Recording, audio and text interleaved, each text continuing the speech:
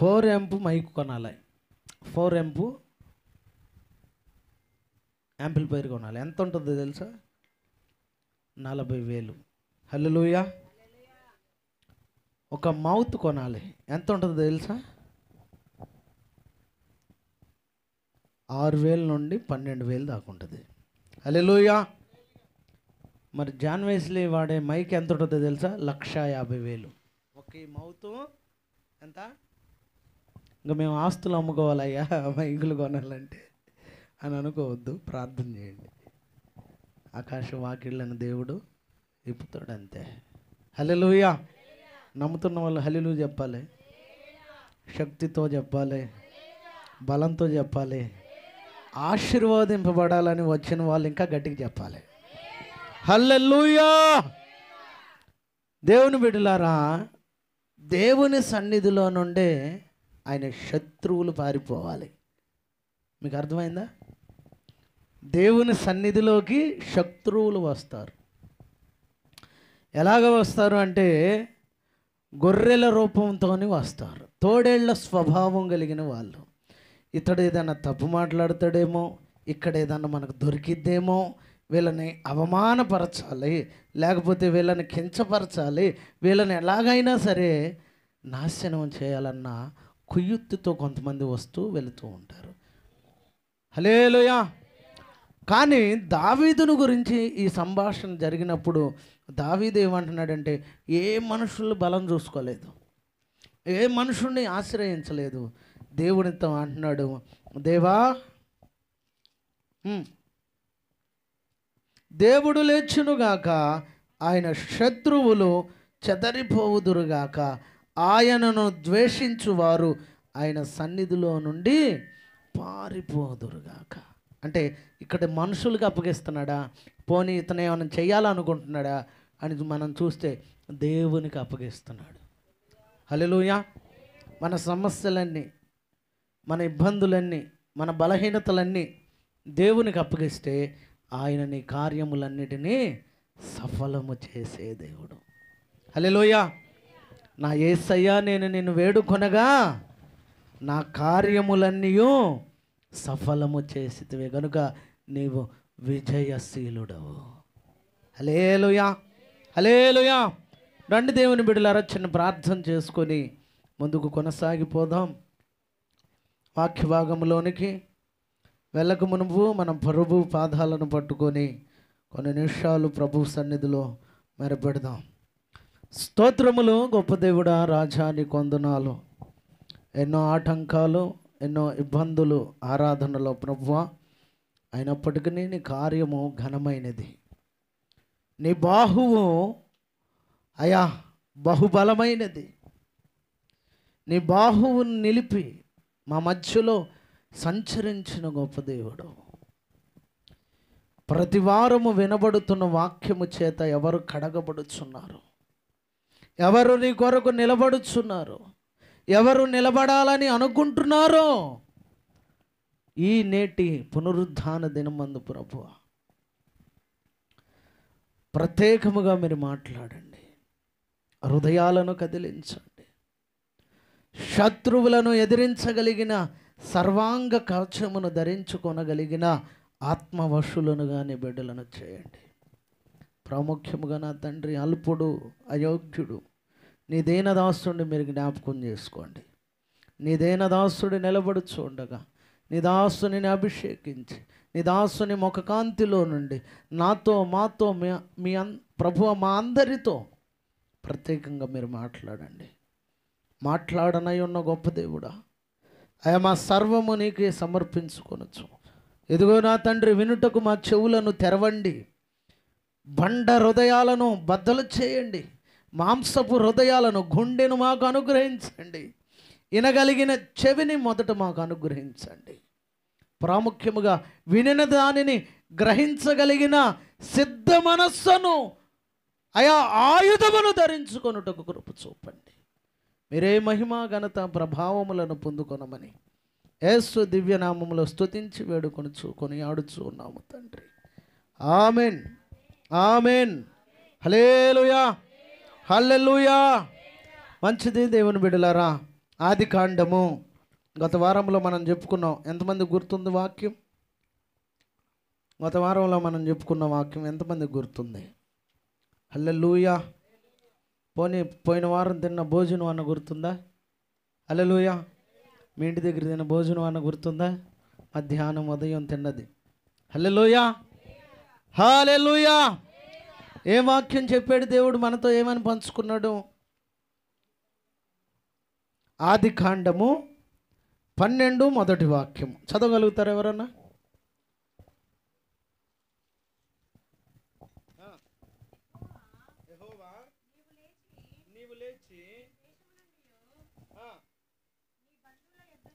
నీ బంధువుల యొద్ద నుండి నీ తండ్రి ఇంటి నుండి బయలుదేరి నేను నీకు చూపించు దేశమునకు వెళ్ళుము. హల్లెలూయా. అబ్రహాము, మన పితరుడైన అబ్రహాము ప్రభు మాటను విని బయలుదేరినట్లుగా మనం చూస్తూ ఉన్నాం. దేని కొరకు? ప్రభు ఎవరని ఎతికాడు. అసలు దేవుడు అన్నవాడు ఎవరు? ఏమని ఎతికాడట? దేవుడు అన్నవారు ఎవరు? ఉన్నవాడు ఎవరో నాతో మాట్లాడాలి అని ప్రభువును వేడుకొనగా ప్రత్యక్షమయ్యాడంట అబ్రాహాముకు. హల్లెలూయా. ఎలాగా ప్రత్యక్షమయ్యాడు? దేవుడు ఎవరో, అసలు దేవుడు అన్నవాడు ఎవడో నాతో మాట్లాడాలి, నాకు కనబడాలి, ఆ దేవుడే నాతో మాట్లాడితే ఆయన చెప్పినట్లుగా నేను చేస్తానన్న ఒక ఆలోచన కలిగి ఆ హృదయముతో ఆయన ఉన్నప్పుడు ప్రభు వెంటనే దర్శనం ఇచ్చాడు. హల్లెలూయా. అబ్రహాము, నన్ను పిలిచావు గనక నేను చెప్పే మాట నువ్వు వినాలి, నేను చూపించు దేశమునకు నువ్వు నడవాలి.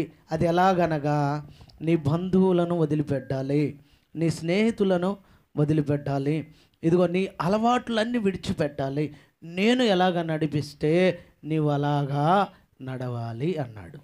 హల్లెలూయా. ఈ పిలుపును విని బయలుదేరాడండి అబ్రహాము. ఈ పిలుపును విని బయలుదేరినప్పుడు అబ్రహాము ఎక్కడికి నడిపించబడాలో, ఎక్కడికి నడుచుకుంటూ వెళ్ళాలో ప్రభు చెబుతున్న ప్రతి ప్రాంతానికి వెళ్ళాడట.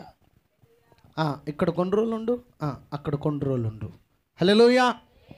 ఇలాగ ప్రభు చెప్పిన ప్రతి మాటకు లోబడుచు వస్తున్న ప్రతి అవరోధాలను దాటుకుంటూ ముందుకు కొనసాగుచూ వెళ్ళాడు. ఎంతవరకు, ఎప్పటి వరకు చెప్పాలి అని మనం చూసినట్లయితే బైబిల్ గ్రంథంలో మాట ఉంది. 17వ అధ్యాయము 16వ అధ్యాయము ఆది కాండము 16 చూడండి.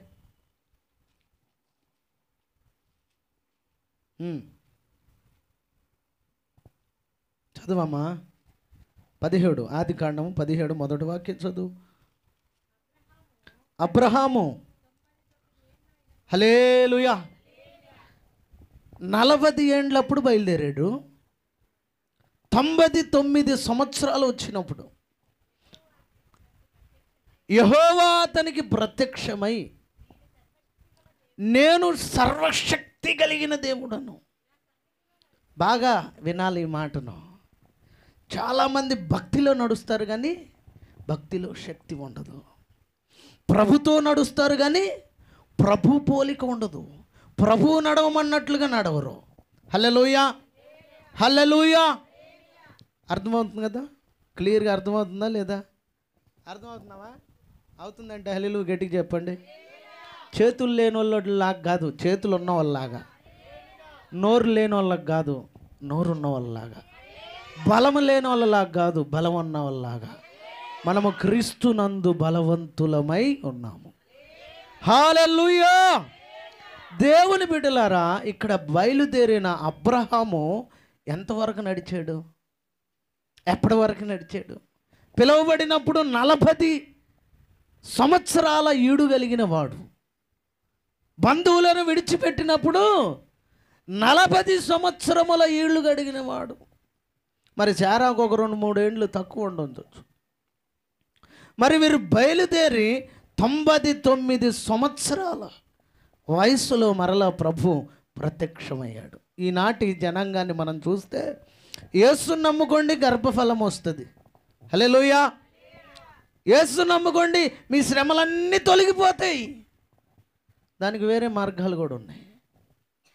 యేసుని ఎందుకు నమ్ముకోవాలంటే ఇక్కడ మరణించినాక, హల్లెలూయా, ఇక్కడ మరణించినాక నిత్యత్వములో మరణించకూడదని, ఆ రెండవ మరణము పొందకూడదని. ఆ రెండవ మరణం ఏంటంటే నిత్య నరకం. హల్లెలూయా. క్రీస్తును ఎందుకు నమ్ముకోవాలి అంటే మోక్షానికి వెళ్ళే మార్గము ఆయనే గనుక. హల్లెలూయా.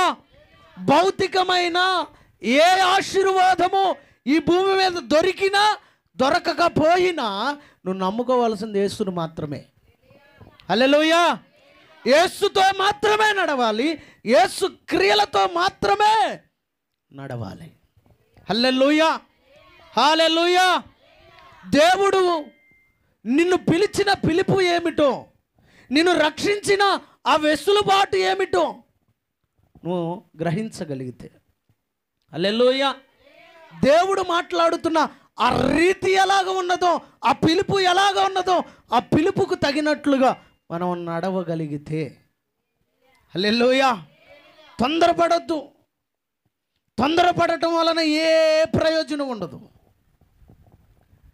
భక్తిలో శక్తిని పొందుకోవాలంటే ప్రభు చెప్పే ప్రతి మాటకు శిరస వహించే వానిగా ఉండాలి, దానిగా ఉండాలి. హల్లెలూయా. ఇక్కడ ఒక పొరపాటు జరిగింది, చెప్పమంటారా? 16వ అధ్యాయం చదవండి. 16వ అధ్యాయం మొదటి వాక్యం. అబ్రహాము భార్య అయిన చారాయి అతనికి పిల్లలను కనలేదు. ఆమెకు అగరు అను ఐగుప్తు దేశీయురాలైన దాసి ఉండెను. హల్లెలూయా. ఇక్కడ మనుషుని ఆలోచనలా దేవుని ఆలోచనలా? ఆ తల్లి మన తల్లి అయిన శారా పనికత్తెలు ఉన్నారు. హల్లెలూయా. అసలు ఆమె ఎవరో తెలుసా? రాజకుమారి. దైవజనురాలు అంటే ఏంటో తెలుసా? రాజు రానని అర్థం. హల్లెలూయా. వీరి కింద కొంతమంది పనోళ్ళు ఉంటారు. ఇక వాళ్ళకి సొంతగా ఆలోచనలు ఉండకూడదు, వాళ్ళ చిత్తాలు ఉండకూడదు, వాళ్ళ ఉద్దేశాలు ఏవి ఆడ చెల్లుబాటు కాకూడదు, కావు కూడా. కారణం ఏమిటంటే ఈ మనుష్య రీతిగా ఆలోచించిన ఈ శారా అంటుంది, నా దాసిని, హల్లెలూయా, నాకు పిల్లలు లేరు. ఇక్కడేమంటున్నాడు? ముందలకు చదువు నాన్న. కాగా శారాయు, ఇదిగో నేను పిల్లలను కనకుండా. యెహోవా చేస్తాడా అలాగా? అలా చేస్తాడా దేవుడు? ఇదిగో నేను పిల్లలను కనకుండా యెహోవా చేసి ఉన్నాడు. నీవు దయచేసి ఆ దాసితో పొమ్ము, ఒకవేళ ఆమె వలన నాకు సంతానము కలగవచ్చునని అబ్రహాముతో చెప్పాను. అబ్బబ్బబ్బా, దేవుని మాట కాదు ఇక్కడ, శారాయి మాట. నేను ప్రతిదానికి దేవునితో మాట్లాడే ఇతడు ఇక్కడ ఏం చేసేసాడు? భార్య మాట విన్నాడు. ప్రభు చెప్పకుండానే, ప్రభు నడవమనకుండానే అంత దూరం వచ్చిన వాడు శారా మాటలు వినాల్సి వచ్చింది. హల్లెలూయా. నేను కదా పిలిచింది, నేను కదా వాగ్దానం చేసింది, నేను కదా నీకు సంతానాన్ని కలగచేస్తానంది. కానీ ఇంత లోపటే మానవ రీతిగా చాలామంది నేను చూశాను, చాలామందిని చూశాను. ఆ భార్యకి, మొదటి భార్యకి పిల్లలు లేకపోతే రెండవ, లేకపోతే ఆమె రోగాన పడితే, హల్లెలూయా, ఆమె ఏదో ఒక మూర్ఛ రోగం, ఏదో ఒక వచ్చి బాలింత రోగం ఏదో ఒకటి వచ్చిందనుకో, కథం. మన తెలంగాణ భాషలో చెప్పాలంటే ఇంకా ఆమె సంసారానికి పనికిరాదు, నువ్వు ఇంకొక పెళ్ళి చేసుకో నాయనా. బా ఏం సలహాలు రా, వెరీ గుడ్, మంచి సలహాలు ఇస్తారు. కొంపకి నిప్పు పెట్టుకున్నట్టే. హల్లెలూయా. కొంపకే కాదు, కొంపట్లో నిప్పు పెట్టుకొని తిరగాలన్నట్లు. హల్లెలూయా. ఇలాంటి పరిస్థితులన్నీ మనం చూస్తూనే ఉన్నాం, జరుగుతూనే ఉన్నాయి. ఇలాంటి వాళ్ళు పాస్టర్లుగా కాదు, పరిచర్యకులుగా కొనియాడుతూనే ఉన్నారు, కొనసాగుతూనే ఉన్నారు. వారిని గట్టి నేను ఏమంటలేదు, కానీ అసలు మనల్ని ప్రభు పిలిచాడు. ఎలాగ పిలిచాడు, ఎందుకు పిలిచాడు, దేని కొరకు పిలువబడ్డాం. హల్లెలూయా. ఈమంటుంది యెహోవా ఇస్తానన్న మాట మీకు తెలుసు, కానీ ఇక్కడ అంటుంది, ఏమంటుంది, యెహోవా మనకి నాకు పిల్లలని చదవనానా,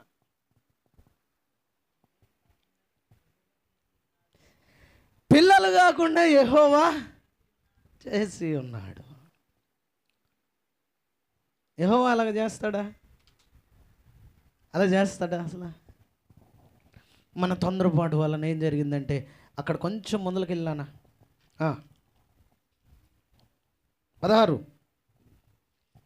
చదువు నాన్న, ముందలకు చదువు, నువ్వు చదివిన కాడ నుండి ముందలకు వెళ్ళాలి. కాబట్టి అబ్రహాము కానాను దేశములో 10 ఏండ్లు కాపురం ఉన్న తర్వాత అబ్రహాము భార్య అయిన శారాయి తన దాసి అయిన ఆగరును ఐగుప్తిరాలుని తీసుకొని తన పెనిమిటి అయిన అబ్రహాముకు భార్యగా ఉండునట్లు అతనికి ఇచ్చెను. హల్లెలూయా. ఈ మధ్య యూట్యూబ్లో కూడా చూసా, ఒక ఆమె తన భార్యకి సొంత మరదలంట, పాపం కొంచెం తెలివి తక్కువ దానిలాగా కనపడుతుంది, ఆమెనిచ్చి చేసింది. కూతురుగా దత్తతకు తీసుకోవచ్చుగా, కూతురుగా దత్తతకు తీసుకోవచ్చుగా. హల్లెలూయా. ఈ దౌర్భాగ్య పరిస్థితి ఏంటండి? భార్యకి ఇచ్చిందంట, మళ్ళీ వీళ్ళ దగ్గర వచ్చి TV9 వాళ్ళు వాళ్ళంతా మైకులు పెట్టి, అమ్మ ఎలాగ జరిగింది, ఎందుకు జరిగింది, ఎందుకు ఇవ్వాలనుకుంటున్నావు? అసలు బైబిల్లో నాడు జరగంది నేడు జరగకుండా లేదు, నేడు జరిగేదే నాడు జరిగింది, నాడు జరిగింది నేడు జరిగి ఉంటుంది. కొత్త ఏమి కాదు, కానీ కాలాన్ని బట్టి పరిస్థితులను బట్టి మనం ఎలాగ బ్రతకాలో దేవుని వాక్యం మనకు బోధిస్తూ ఉన్నది. హల్లెలూయా. ఇక్కడ భార్యగా మీరు అనుకోవటం ఊపుడు గత్తే లేకపోతే ఇంకొకరు కాదండి, భార్యగా ఉండుటకు. ఎందుకంట చెప్పేది వ్యర్థంగా ఏమైనా కనపడుతుందా?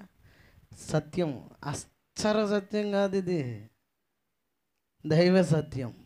హల్లెలూయా. ఆనాడు జరిగిపోయిన సత్యాన్ని మనం మాట్లాడుకుంటున్నాం. నాడు జరుగుతూ ఉంది, నేడు కూడా జరుగుతూనే ఉన్నాయి. హల్లెలూయా.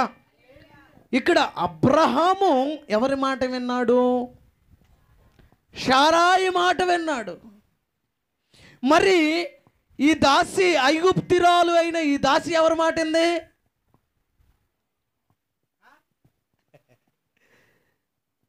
అగరు శారాయి మాటే ఏంది? శారాయి మాట విన్న ఈ ఐగుప్తిరాలు అయిన ఈ దాసి అంటే లోకస్తురాలు, దేవుడంటే ఎరగని, భక్తి భయము లేని ఒక స్త్రీ. హల్లెలూయా. భయము భక్తి లేని ఒక స్త్రీని భయము భక్తి, దేవుడంటే విధేయత చూపుచున్న ఒక దైవజనునికి ఇచ్చి చెయ్యవచ్చా అన్నది క్వశ్చన్. హల్లెలూయా. అది దైవ చిత్తం అయితే జరగాల్సిందే. అది దైవ చిత్తము కాకపోతే దేవుడు సెలవిచ్చేంత వరకు కనిపెట్టవలసినదే. హల్లెలూయా. హల్లెలూయా. ఇక్కడ ఆశీర్వదింపబడతావని చెప్పాడు దేవుడు. హల్లెలూయా. నిశ్చయముగా నువ్వు జనములకు తండ్రిగా పిలువబడతావు. అనేక జనములు నీ ద్వారా ఆశీర్వదింపబడతాయి.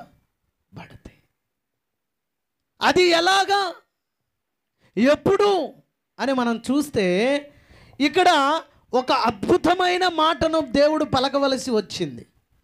మరి నా జీవితంలో అలాగ ఉంటున్నామేమో చూసుకోవాలి మనం.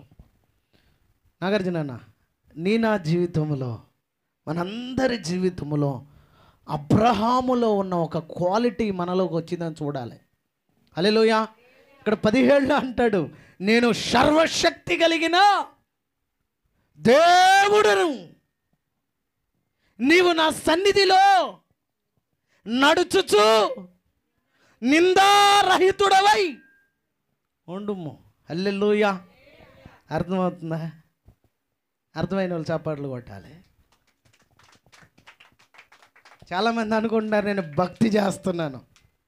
దేవుని సన్నిధిలో ప్రభు అబ్రహాముతో మాట్లాడాడు, పిలిచాడు, నడిపిస్తున్నాడు, పోషిస్తున్నాడు, కావలసింది ప్రతిదీ ఇస్తున్నాడు, శత్రువులను దూరపరుస్తూ ఉన్నాడు, అతనికి వెదురు తిరిగిన ప్రతి జాతిని లయము చేస్తూ ఉన్నాడు.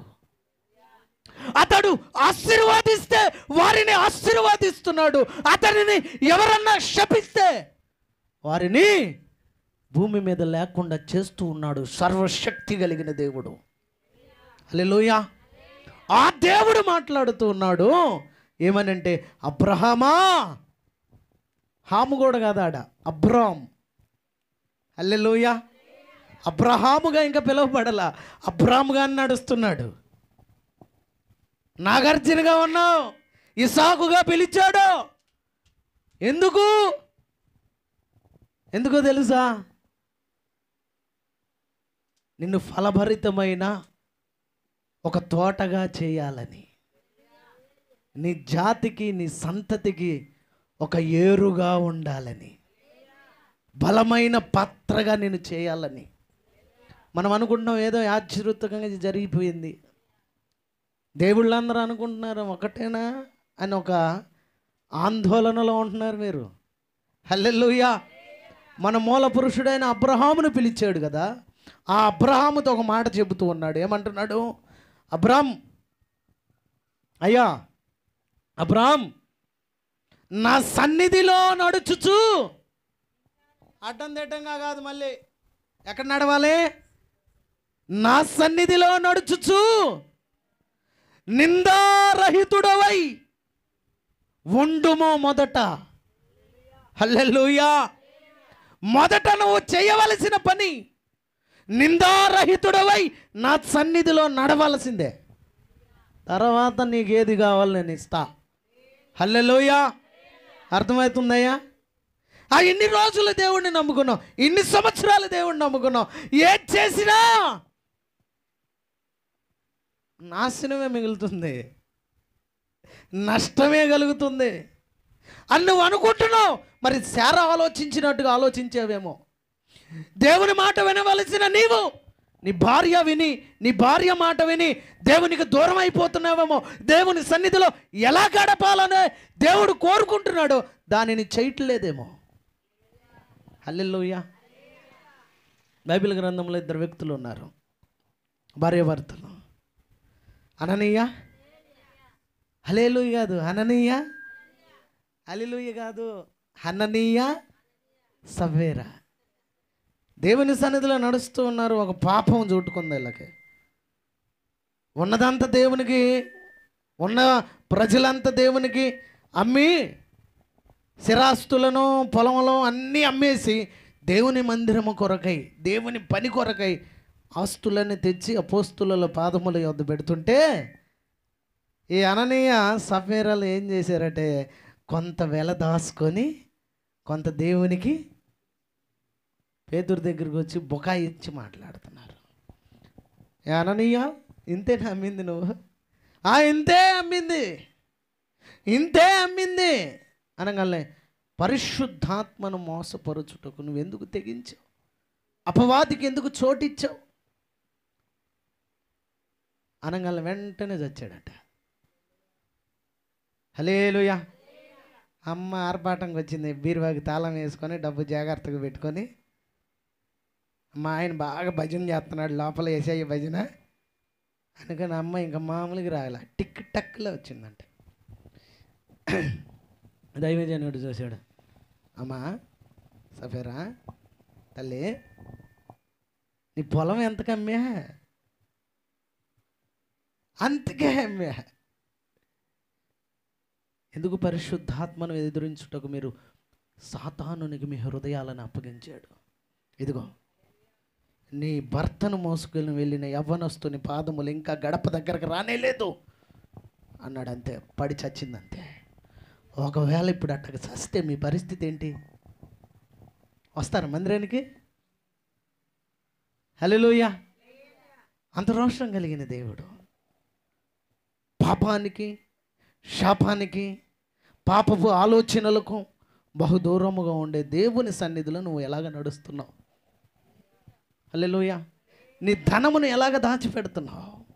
ఎవరికి ఖర్చు చేస్తున్నావు? అబ్రహామును గురించి మాట్లాడుతూ ఉన్నాడు. సారాయి మాటలు విన్న అబ్రహాము అని చెప్పుకోవచ్చు మనం. వినటం వలన ఏం జరిగింది? భార్య దొరికింది, కుమారుడు పుట్టాడు, ఇస్మాయిల్ని పెట్టారు, మంచిదే. హల్లెలూయా, హల్లెలూయా. కానీ అది దేవుని ప్రణాళిక, దేవుని ఉద్దేశమా, దేవుని తలంపదా? కానీ ఎవ్వరు వేడుకున్నా, ఎవ్వరు ఆయనను ఆశ్రయించినా త్రోసి వేసే దేవుడు కాదండి. హల్లెలూయా, హల్లెలూయా. ఈ మాటల్లో మనం గమనించినట్లయితే అబ్రహాముతో శారా అంటది, నా శాపము నీకు తగులును గాక, నీవు నాశనం అయిపోవును గాక అంటది. అసలు ఇచ్చింది ఎవడు? నువ్వు కదూ. నీ కొంపకు నిప్పు పెట్టుకుంది ఎవరు? ఏంటండి? 16వ అధ్యాయంలో చదవండి. నీ కొంపకు నింపి పెట్టుకుంది ఎవరు? నువ్వు కదూ. మళ్ళీ నీ యజమానుడు నువ్వేమంటున్నావు? నా ఉసురు నీకు తగల. అబ్బా, భలే మాట్లాడతారు ఈ ఆడవాళ్ళు. హల్లెలూయా, హల్లెలూయా. చేసేయని చేస్తారండి. కొంపకు నింపి పెట్టేది ఇల్లు. మళ్ళీ దైవజనుల ముందలు వచ్చి గట్టుగట్టుగట్టుగట్టు వణుకుతూ ఉంటారు. మళ్ళీ ఎంత భక్తో అంటే ఈ దైవజనుడు కళ్ళు మూసుకుపోయినాయి. హల్లెలూయా, హల్లెలూయా, హల్లెలూయా. దేవుడు సర్వశక్తి కలిగిన దేవుడు తన దాసుని ఏర్పరచుకొని పిలుచుకున్నాడు. పలాని ప్రాంతంలో నేను నిలబడు, నేను గొప్ప కార్యాలను చేస్తానంటాడు. నువ్వు మాట్లాడు, నేను దీవిస్తానంటాడు. నువ్వు శపించు, నేను జపిస్తానంటాడు. నీ శత్రువులను నేను ఎదుర్కొనే దేవుడును.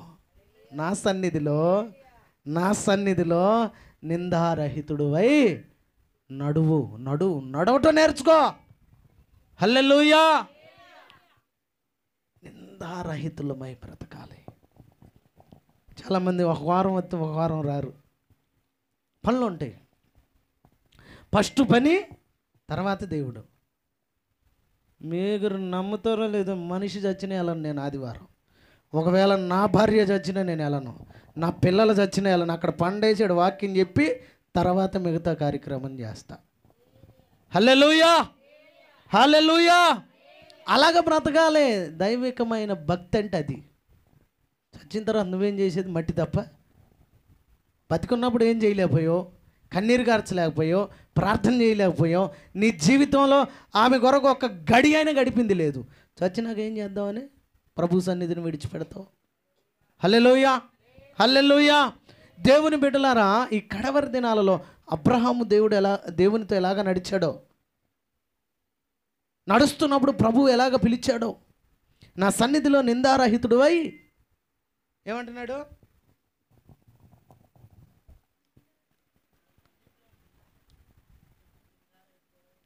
మొదట నడవటం నేర్చుకోవాలి, నిందారహితుడువై నడవాలి.